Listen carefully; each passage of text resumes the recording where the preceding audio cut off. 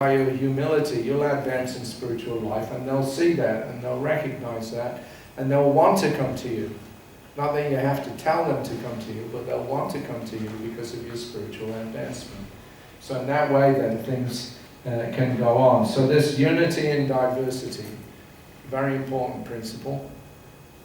No utopia. To be actually in disagreement with others is not a spiritual fault. It's part and parcel of being a spirit soul, independent spirit soul, individual.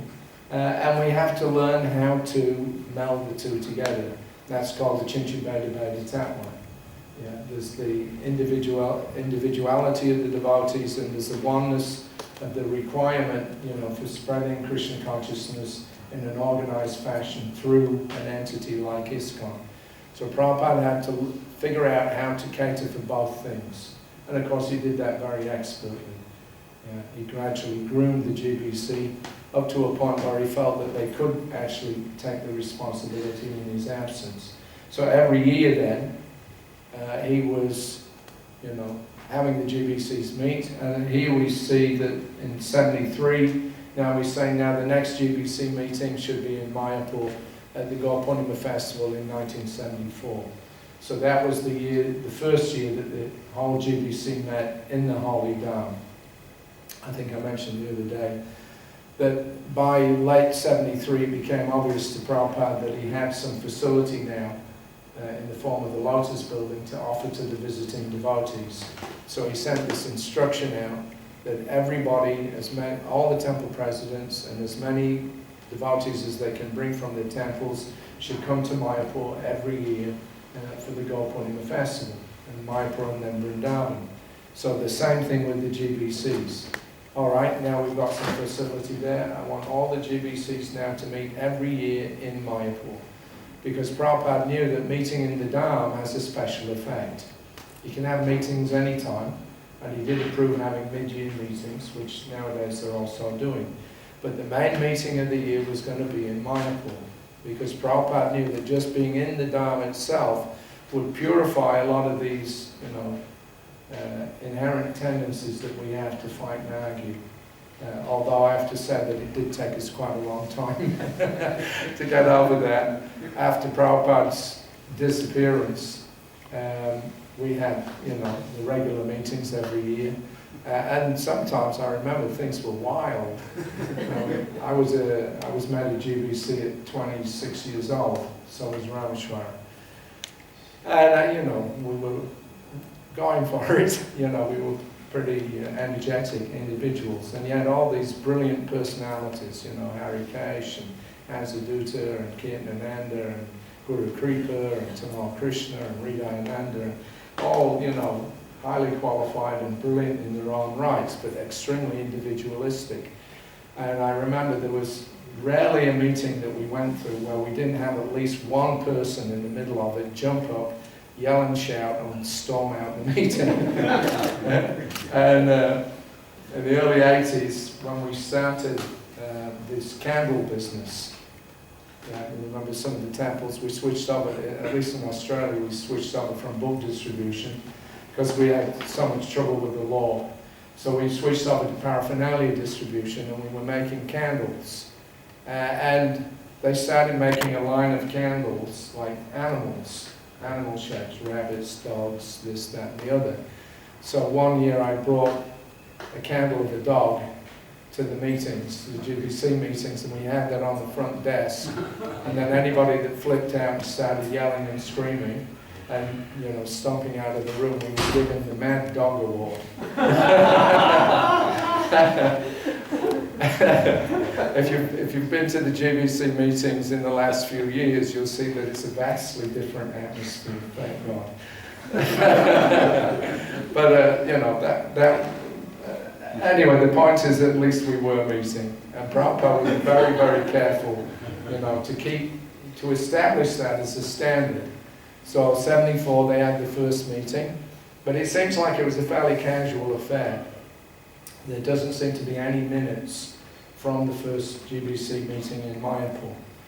The first recorded stuff, well, there's a conversation after the meetings where Prabhupada asked about a couple of items, And there's some, little discussion, but then Prabhupada asked, you didn't write anything down, what's going on? So in 1975, they had the first, if you like, formal meeting under some kind of organized structure. I think there's, Robert's Rules or something? Does anybody know about that? There's some standards that you have for having meetings called Robert's Rules, like parliamentary procedures and this and that and the other. So we started to introduce some structure to the GBC meetings. So 75 is the first recorded minutes.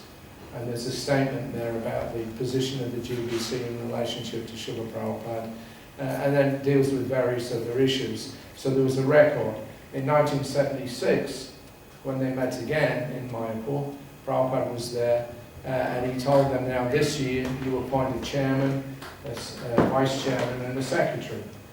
Tamal Krishna Maharaj was appointed the first chairman, and Madhavisa, on Prabhupada's personal request, was made the vice chairman, and I think Satsvarup Maharaj might have been the secretary. So in that way, we started, as it developed and went on, it became more and more formalized, and they had a recognized system of procedure. And they would discuss in the day. Then in the evenings they would come and report to Srila Prabhupada, all the GBC members, and then they would read out the list of resolutions that they passed during the day. So Prabhupada would listen. Sometimes he would ask a question or he would make a comment, but a lot of the times he would let it, okay, very good, very good. And if necessary, sometimes some elaboration was given why they'd arrived at those particular resolutions. So Prabhupada was very, very careful in nurturing this structure of the GBC because he wanted this cooperation. That's the whole point. He wanted a structure whereby everybody would feel a part of it and at the same time individually feel that they were making proper spiritual advancement. So it's not possible to spread Krishna consciousness without a structure. We all know that, the downside of bureaucracies. Sometimes it's very difficult, sometimes, the entrepreneurship that drives a thing into being at the beginning, then once you formalize everything and then you bring in the accountants and, all the outside guys to start managing it properly, the entrepreneurs usually drop out of the scene. We've seen examples like that with Apple Computer, if you like, Steve Jobs. He drove the thing into being. But then after some time, his position was taken over by some corporate CEO, and he was booted out. It wasn't until later on that he came back in again and, became the master for Apple computers. But it's a kind of a typical syndrome that people that have the driving energy are not really very organized in a lot of respects. So ISKCON, we want that entrepreneurial spirit that created the movement. Just like Bali Mahadev. He just took off on his own, went through Malaysia, went through Singapore, came down to Australia, all on his own, and he started the movement there, on his own. He was living in the squats in Sydney for a few weeks. Then Upendra came after a couple of weeks and joined him, and the two of them together started the whole movement in Australia. Once it had got a little footing, Bali was off. Then he went to Japan and, all over the Southeast Asia area there. So Prabhupada was very happy, to see that kind of entrepreneurial spirit. You just go off and, go to a city, you get a bag full of incense, sell it on the street to get some money, find a house to stay and start preaching. That's how most of our centers were, begun. So Prabhupada liked that, but at the same time, you can't be having each center totally individual and just doing whatever the leader there thinks they ought to do. There's got to be some standards of behavior. And therefore, he had, like in Los Angeles, this idea of a major training center, so that things like deity worship, book distribution, the temple programs, it should all be standardized. So this is, the art of managing. We'll be doing the art of management tomorrow. But this is one of the arts of management, how to cater for those individual needs and at the same time keep your eye on the big picture and fit people in so that the movement can continue to be spread. And that requires some sacrifice. And sometimes when you ask individuals to sacrifice, they don't want to do it. And you have to push them a little bit. Yeah. So Prabhupada would do that. He would push us. But at the same time, he knew, how much we could be pushed. Sometimes in the early days after Prabhupada's disappearance, we were pushing. But we were pushing and pushing until we pushed a lot of people out. That was the problem. Yeah. And they never come back. They get cracked. So you have to be very, very careful. So Prabhupada was very, attentive. Even in the early part of the 70s there, he was aware of this tendency to split, this idea of non-cooperation, and he was very concerned about it. So let me give a couple of anecdotes about Prabhupada also having to work with others, cooperation. We think about Prabhupada, as a solo figure. We tend to, but especially in the 50s, when he was struggling on his own. It's all right. He was struggling on his own for many, many years. But it didn't mean that he didn't want to cooperate. There are many letters and comments that Prabhupada made that indicate that all along he was trying to work with his godbrothers. He knew cooperation is the key to success. But wherever he went, he couldn't find the same kind of cooperation that was required. He had these plans for spreading Krishna consciousness. He knew that he couldn't do them on his own. And unfortunately, whenever he did approach, his godbrothers for help, or when he took shelter in their temples, he felt inhibited. The real spirit of preaching he didn't feel was there, and he was not going to fulfill what he felt he had to do for his spiritual master. So he had to go to one. So we can't, sometimes devotees, I don't know whether they do it nowadays, but I've heard in the past, sometimes devotees when they're leaving, well, Prabhupada wasn't in any society, after his spiritual master left, then Prabhupada was out on his own. So it's okay for me to be out on my own, I don't have to be part of ISKCON. But this scenario is vastly different. The scenario is completely different, and that's a misreading of Prabhupada's intent also and his mentality.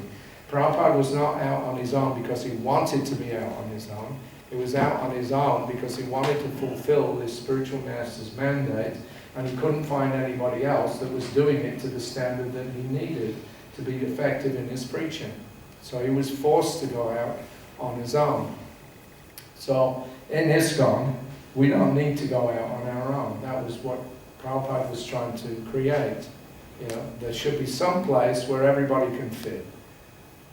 Either to one degree or another, but everybody should feel encouraged and enthusiastic. Whether you're living at home, you're living in the temples, or whatever scenario you're in. But Prabhupada wanted to create a society. And society means many, many different components, but all together, melded together on a common platform.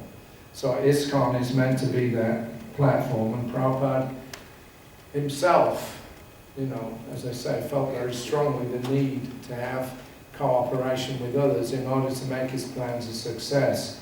So one of the things that he mentioned several times, at least when I was with him and many other times otherwise, this was on July the 9th, and Prabhupada had in 1976, Prabhupada had just arrived in New York. So it was the last leg of the last American tour. Prabhupada was coming into New York 10 years after, exactly 10 years to the month, after he had started ISKCON, 26th Avenue, with people that weren't even serious devotees. Some of the people that he had signed the legal documents to form ISKCON were not even devotees. Prabhupada just needed some names, casual visitors that came in. So Prabhupada had started off in this tiny little storefront, and then 10 years later, in 76, he's coming back to an 11-story skyscraper in Midtown Manhattan. And there's 250 devotees in there. It was just an amazing, if you like, tribute to Prabhupada's persistence over the previous 10 years. And when he came back there, it was to this triumphant, they had the first New York Rath Yatra. Amazing, amazing experience. All 3 big chariots going down 5th Avenue. We had a procession of about 20 vehicles behind the chariots. There's, at least 600 or 700 devotees there, which was a lot in those days.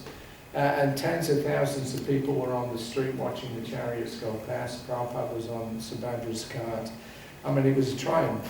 So going back to New York then, it was really like day and night from when he started from his first visit there to his last visit there.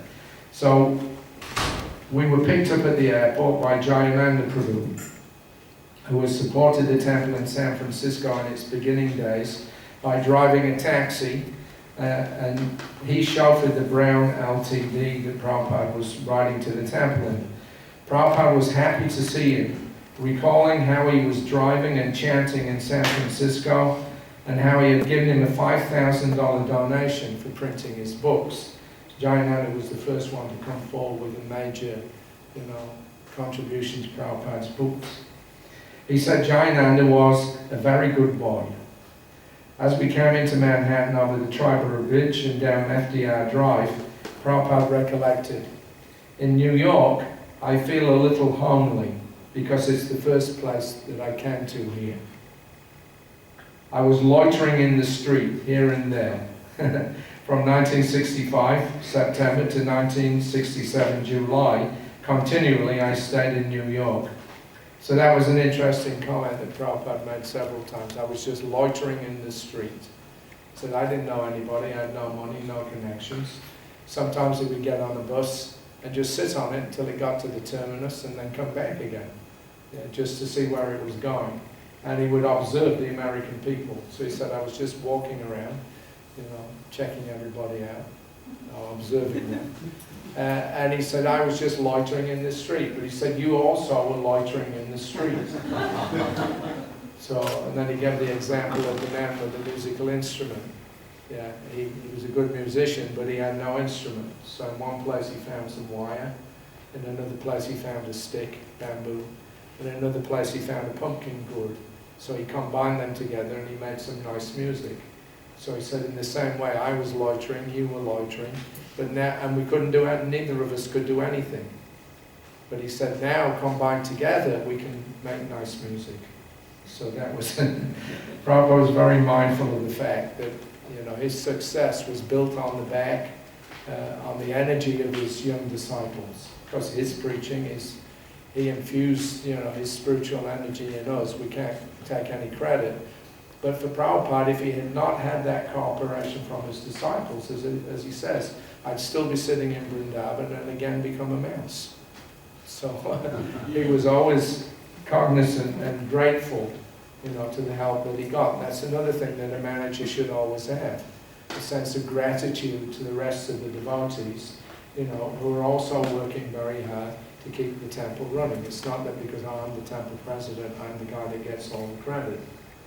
Rather, we should recognize that it's a combined effort. We play roles, temple president, head pujari, chief cook, or just pot washer, or temple cleaner, whatever it may be. From Krishna's point of view, if the service is done sincerely, he accepts that, the most valuable thing.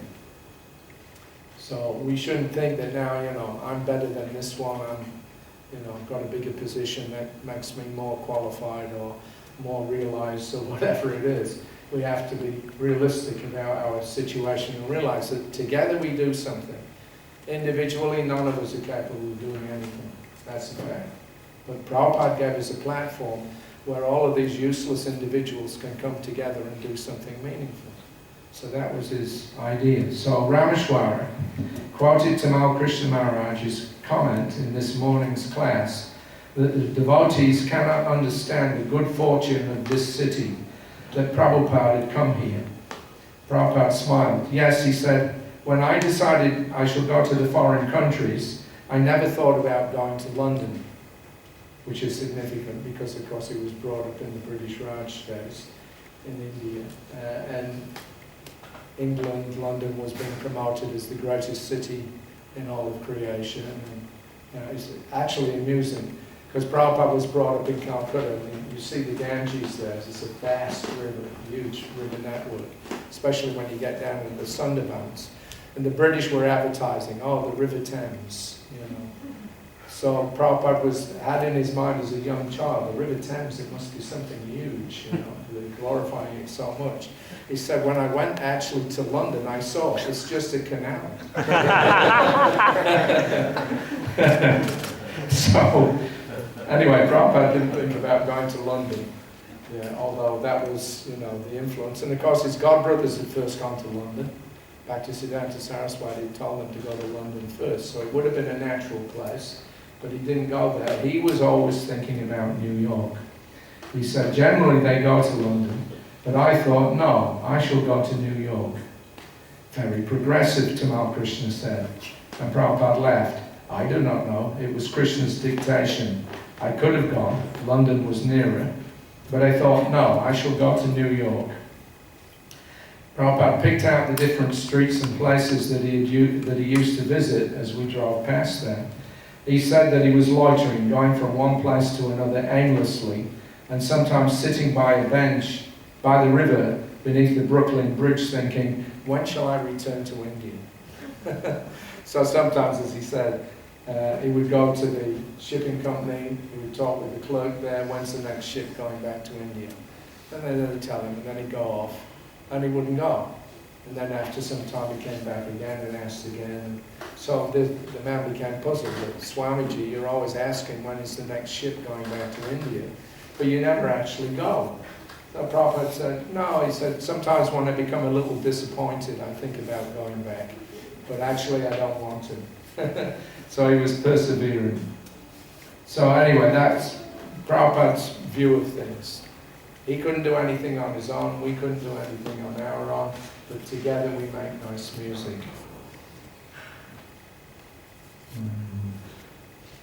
Okay, one other little anecdote here. September the 7th, 1976, Prabhupada was just arrived back in Vrindavan. He was very pleased to hear that New York is flourishing, and he smilingly recalled how he first went there on a 2-month sponsorship from Gopal Agarwal. He said he stayed at the YMCA in Butler, and Sally Agarwal had arranged various speaking engagements for him.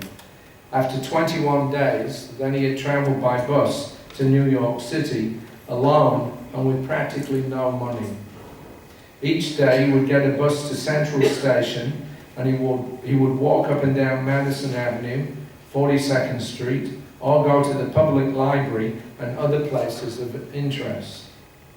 Occasionally he would sell a few books to the Paragon Bookstore, Doubleday, Orient, and others. He laughed. I was simply loitering, and you were loitering, but now we're joined together and making nice music. And repeated the story about the man who learned the musical instrument from some discarded parts. Okay, so we didn't really scratch the surface yet on the cooperation seminar, but we're out of time. It's 1:45, so I'm going to stop at this point.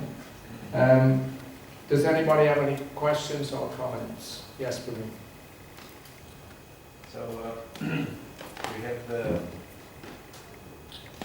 realization that actually the history repeats itself. Our shortcomings, and we like the Buddhists and proper disciples, and some of them at least like make some mistakes, and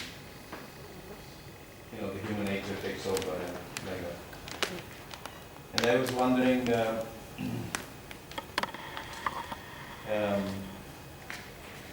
every time when something deviated or something, it was Prabhupada there who can set the standard again, freshly. Sorry, I didn't pick that up. Every time? When they deviated, when they said something different from the proper standard, he was there, Yeah. and he corrected it. But I'm wondering today, when you find the same attitude, what is GBC or ISKCON's policy to deal with, because actually we should follow Vaishnava etiquette, and we cannot just go and jump on somebody who's serving like 30 years and has some position, and he is a Prabhupada disciple, and roughly challenge. But in the same time, maybe we have this deviant philosophy, or maybe some roughness, some, I don't call it obnoxious, but something, you know. Yeah, I understand. What is the right or proper attitude to deal with these problems? Well, Guyamakya Krikshitin. When you're dealing with devotees, you have to be able to speak to each other confidentially. So if somebody's having some struggle, then those who are peers of that person should speak with them if they recognize it. And by dialogue, you try to get the person to realize what's happening, if they're actually having problems, and then try to give them some option or means by which they can correct themselves and improve. So that's friendship. And, dealings in ISKCON should always be in a friendly manner. As Prabhupada said, through humility, you actually gain the confidence of other devotees. So if the leaders have that humility and that friendship with the other devotees, people get confidence and trust. And on the basis of the trust, then you can, solve problems. But if there's no trust, it's very, very difficult. And we had that problem, at least in the early days after Prabhupada's disappearance, in maintaining the trust of a lot of devotees. And the end result was that we lost a lot of them. But I think that the situation in ISKCON nowadays is much improved. As I said, I was 26 years old when I became a GBC. I mean, what did I know? I've been with Prabhupada for 1.5 years, so I had a good sense of how he dealt with things. But, applying it myself, that was a whole other thing. Then I had to still deal with my conditioned, passionate nature. Yeah. So I was trying to do my best on what I thought Prabhupada would want, when I was dealing with other people and maybe we had differences of opinion, and I would try to push what I thought was the proper way, that Prabhupada would do things. But sometimes in doing that, I would blow the other person away completely because I was just too passionate. There's a interview that Prabhupada had in July of '76 in New York with Kevin Lahart. He was a reporter from Newsday magazine. Newsday was a very respected publication, and this guy was really, really sharp. He asked at one point, how will things go on? You're old now, so how are things going to go on when you leave? And Prabhupada said, we have about 18 GBCs, they're being trained, they'll do it. So his response was, well, they're all young men, and young men tend to not be wise. Smart guy. He was about 35 himself. So he said, young men tend to not be wise. And Prabhupada said, no, but he said, we have our standards, and if they stick to that, they'll be okay. So in the end, that's what's proved to be our saving grace. We've had a GBC, we kept the structure that Prabhupada, wanted. And at the same time, we've gotten over the mistakes of our immaturity, at least to some degree. And nowadays, many of our GBC members are 65, 70 years old. So we're finally in a position now where as a society we have all the different generations. See, we never had that. When Prabhupada left, most of the GBCs were under 30 or under 35 for sure. So we were a couple of generations short of having a complete spectrum in our ISKCON society. We were all very young. We had no experience. We certainly didn't have that much wisdom. We were doing things according to rule and regulation. But now I think that the position is a lot different.